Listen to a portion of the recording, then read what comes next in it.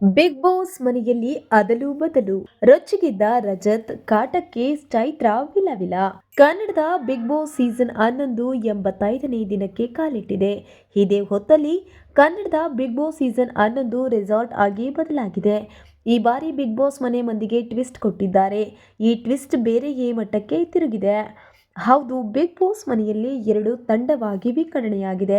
ಒಂದು ತಂಡದಲ್ಲಿ ಚೈತ್ರ ಕುಂದಾಪುರ, ಐಶ್ವರ್ಯ, ಮಂಜು, ಗೌತಮಿ, ಹನುಮಂತ ಒಂದು ಟೀಮ್ನಲ್ಲಿದ್ದಾರೆ. ಮತ್ತೊಂದು ಟೀಮ್ನಲ್ಲಿ ತ್ರಿವಿಕ್ರಮ್, ಭವ್ಯಗೌಡ, ಧನ್ರಾಜ್, ರಜತ್ ಹಾಗೂ ಮೋಕ್ಷಿತಾ ಇದ್ದಾರೆ. ನಿನ್ನೆಯ ಸಂಚಿಕೆಯಲ್ಲಿ ತ್ರಿವಿಕ್ರಮ್ ತಂಡದವರು ಬಿಗ್ ಬಾಸ್ ರೆಸಾರ್ಟ್ನಲ್ಲಿ ಕೆಲಸ ಮಾಡುವವರಾಗಿದ್ರು. ಅಲ್ಲದೆ ಮಂಜು ಟೀಮ್ ರೆಸಾರ್ಟ್ಗೆ ಅತಿಥಿಗಳಾಗಿ ಎಂಟ್ರಿ ಕೊಟ್ಟಿದ್ರು. ಇದೇ ಕಾನ್ಸೆಪ್ಟ್ನಲ್ಲಿ ಮನೆ ಮಂದಿ ಭಾಗಿಯಾಗಿದ್ದಾರೆ. ನಿನ್ನೆ ಮಂಜು ತಂಡ ಬೇಕಾಬಿಟ್ಟಿಯಾಗಿ ರೆಸಾರ್ಟ್ ಕೆಲಸಗಾರರ ಮೇಲೆ ಆವಾಜ್ ಹಾಕ್ತಾ ಇದ್ರು. ಚೈತ್ರ ಕುಂದಾಪುರ ಅಂತೂ ಸಿಕ್ಕಿದೆ ಚಾನ್ಸ್ ಅಂತ ರಜತ್ಗೆ ಕೆಲಸ ಕೊಟ್ಟಿದ್ರು. ಇದೀಗ ಬಿಗ್ ಬಾಸ್ ಮನೆಯಲ್ಲಿ ಆಟ ಬದಲಾಗಿದೆ.